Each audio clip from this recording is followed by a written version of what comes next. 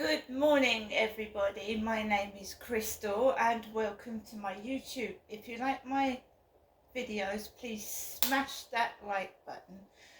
Please do subscribe. Good morning. It's a lovely Wednesday morning. The sun is shining here in Rochester. Last night it was absolutely bucketing it down with rain. So the field is going to be wet, although the sun is out. The field is going to be wet and muddy, so I'm not going to go onto the field with my trainers on. So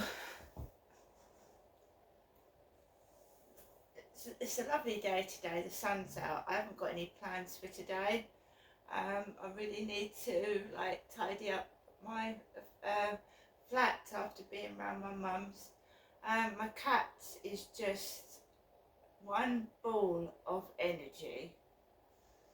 That's all I can describe it, and if you leave anything about, he will destroy it. He will destruct it, he will tear it apart and destruct it.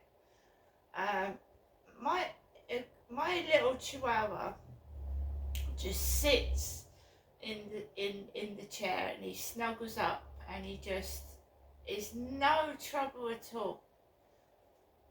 It's a male dog. He's no trouble at all. He doesn't tear up the sofa, he doesn't make a mess, he's house trained and everything. The cat is bigger than my dog. It was this little bundle of fur. Harry, my ginger cat, was this little bundle of fur. Ginger and white fur, and he was tiny. And I won't believe that he's a young cat now, and he's grown up so fast. But my goodness me, I don't think he's in a cat's body, but he's a tiny little kitten in his mind, and he is exactly the same as my white cat that sadly passed away last year, thinking that he can jump higher than he can, landing on things, crashing on things, anything that dangles is ripped off, and I mean it. If you leave a door open in one of the rooms, he's gone in there and he's destroyed everything. And then when he's knocked it all over and torn it all up, he'll just sit down. At the moment he's staring out of the window. And I told you he jumps, and he'll jump from the ground right to the top of the ceiling. Mind you, it does take my mind off things. It does. And he makes me laugh with what havoc he causes and what situations he gets himself into. Alexa, good morning. Good morning, and happy birthday to Quentin Tarantino. Did you know, back in 1988, before he became a big shot film director, Tarantino played an Elvis impersonator on TV sitcom The Golden Girls. Alexa, what's the time, please? She's whispering. Alexa's got a sense of humour. Yeah, I didn't quite catch that, Alexa. Alexa, what's the time, please? The time is 8:15 a.m. Alexa, what's the date today? It's Wednesday, the 27th of March. Alexa, what's the weather like? Currently, in Rochester it's 6 degrees Celsius with showers. You can expect more of the same today, with a high of 11 degrees and a low of 5 degrees. Alexa, can you tell me a joke? 3 conspiracy theorists walk into a bar. Come on, you can't expect me to believe that's just a coincidence. Alexa, whose birthday is it today? Today's famous birthdays include American film director, screenwriter, producer, and actor Quentin Tarantino, American singer and songwriter Mariah Carey, American actress Brenda Song, Canadian-American actor Nathan Fillion, and Thai singer, rapper, dancer, and member of Blackpink Liliza Manobin. Alexa, how old is Mariah Carey? Mariah Carey is 55 years old. Mariah Carey is the same age as me. And where do I remember Mariah Carey from? Eminem always used to be talking about Mariah Carey back in the day. The rap singer Eminem and Mariah Carey. Right, so if we go way back to 2004, early 2004, I went up to London for a couple of months, and I went to the area of Kentish Town and Camden. Kentish Town was Camden was a walk away from Kentish Town. I met this guy online in 2003, early 2004. My life was a complete mess. I thought this guy was going to change my life, and he turned out to be not what I thought he was. This was when the internet was first coming out. Nobody knew about all the dangers, all the people lurking in the internet. So I'd been communicating with this chap off the internet for a while. He said that he would take care of me, and obviously when I met him I had my doubts, but I didn't listen to myself. My life had been so miserable and upsetting that I think every woman, every girl when she's growing up thinks that life is going to be perfect, you're going to find that special someone and everything's going to be okay. Well, life isn't like that, and you find that out. You find that out the hard way. You do. You find out people tell lies, people aren't who they say they are, and the only person you can rely on is yourself. So I went up with this guy. I stayed up in London for about all of 3 months, on and off. This guy was a raving lunatic. And I made a mistake. I like London. I would have actually liked to have stayed in the Camden area because it was lovely. The market, it's where Amy Winehouse sang, and I liked it. I liked the history of it, but the wrong chap. Again, no support and help. I did want to stay in London, but I was told no one would help me. They weren't my helper. They couldn't help me. So I came back. But you've got to be careful who you meet. Even on dating sites, as we found out, I mean, you can't trust police. You've got to be careful when a policeman stops you, that they're a real policeman, or that they are who they say they are. You've got to be careful with everyone you meet. So I wasn't being rude to that guy yesterday on the field. I know what his intentions are. I've given him 2 or 3 chances, and I've said, I don't mind talking to you, Charlie. I don't mind being your friend, but I don't want anything else. And then I met him on the field again, and he did the same thing. And I'm not putting myself in that position again. I'm not a toy for people to play with, right? And you have to stand up for yourself, and you have to show people that, right, I'm not that object of your laughter. I'm not being made fun of, and I'm not your toy. Just keep away from me.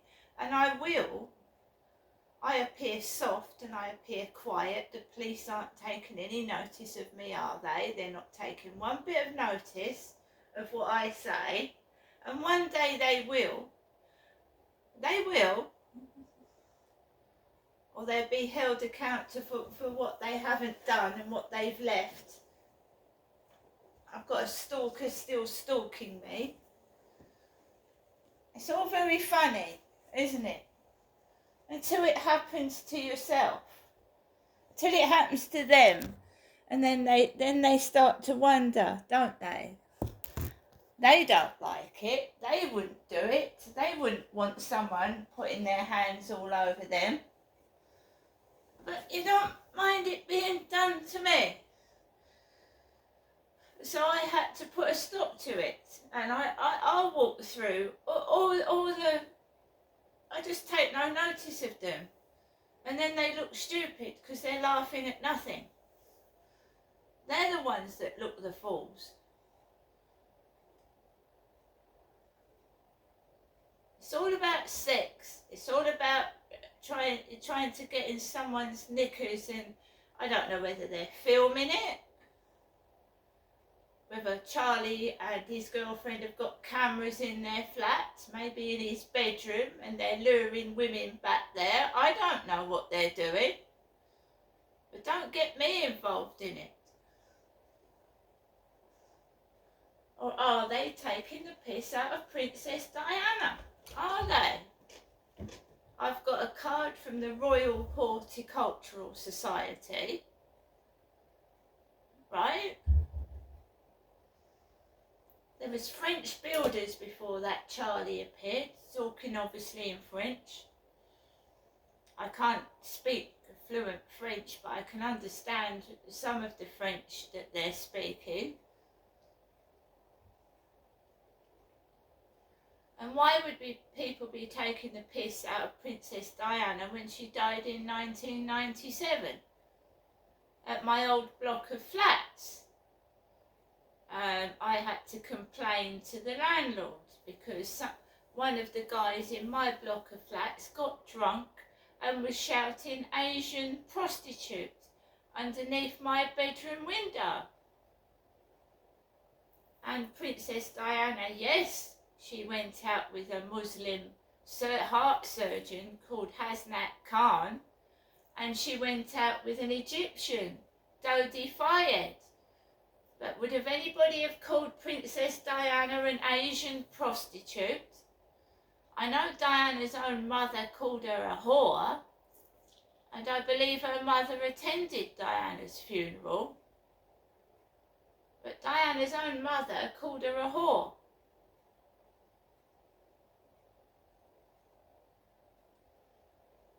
So it makes you wonder, the people that actually attended Princess Diana's funeral, what their intentions were. Not all of them, some of them. You know what it's like, everybody, when you pass on all sorts of things. I've seen it when I've seen it myself, what family members are like when somebody passes away. The first thing on their mind is, oh, what they've left me. Oh, what have they left me? What can I sell? What can I... Because when my father-in-law passed away, I was left to clean up the pieces because my husband was working. He was working. So some of the family members, you know, a few days after the poor chap died and passed on, was knocking on the door and seeing what they could have. Arguing over, would you believe, a sewing tin? A sewing tin. A sewing tin. And it ended up getting thrown down the path. And I stood back and I watched. This poor guy had died with hardly anything. The one member of the family said she'd cleaned up the bed. She hadn't. All she'd done, he'd obviously had a mess in bed. You know when people are unwell before they die, they're incontinent, and there was blood and mess in the bed, and she just covered the mess over with the duvet. She hadn't cleaned up at all. She'd gone round the flat seeing what she could have and just covered up the mess with a duvet cover. I was left to pick up the pieces, to deal with everything, because nobody else would. This poor guy died. He'd lost his wife and he died. And he had nothing. He didn't have a washing machine, he didn't have any car, but they were still coming round for the bits and pieces. And I think people are cruel and they're evil and they're savage. This is why I keep to myself. You don't even know if your own relatives, when you pass on, what they behave like, because you're not there, are you, to see it? Thank goodness. It's disgraceful.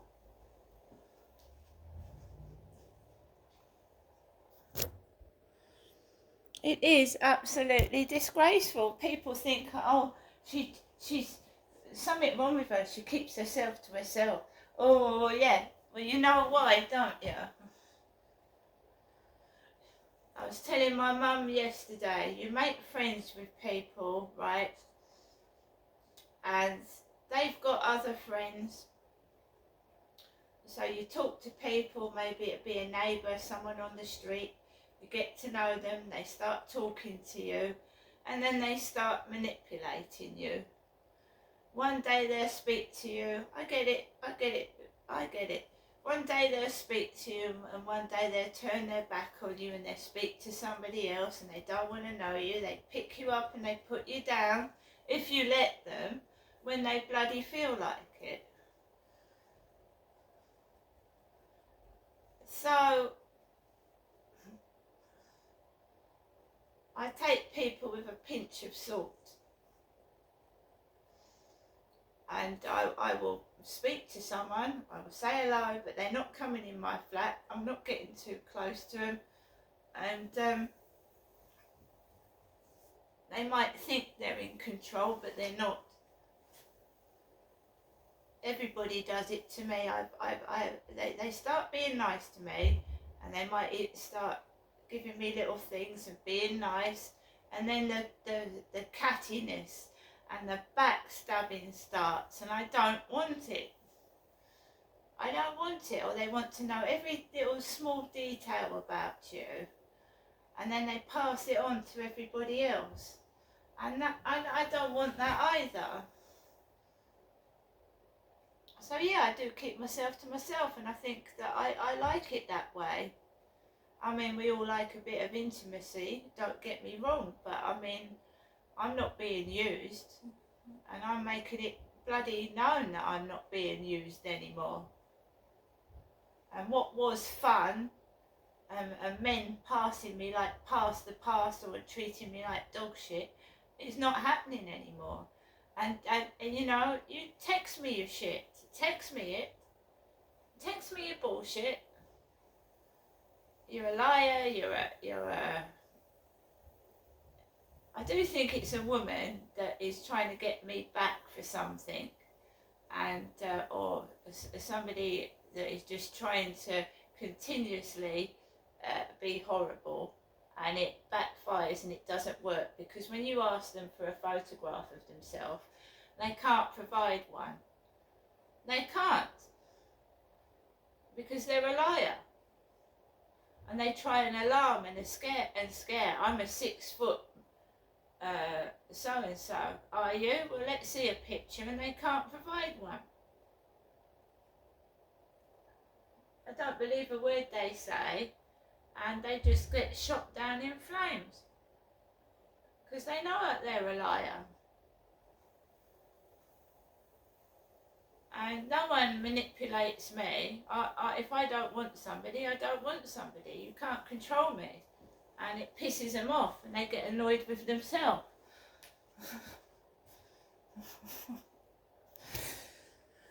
So guys, well, it's Wednesday, it's the middle of the week. It's Easter soon. I've already got 2 Easter eggs. Unlike other people, I care about what I look like to the extent where I keep myself clean and I brush my hair, but I'm not obsessed with myself. And when I go outside, I don't look at people. I don't look at their faces. I don't even, do you know, when I come home, I can't remember what someone was wearing. That's how important other people are to me. I don't even look at their faces or their clothes.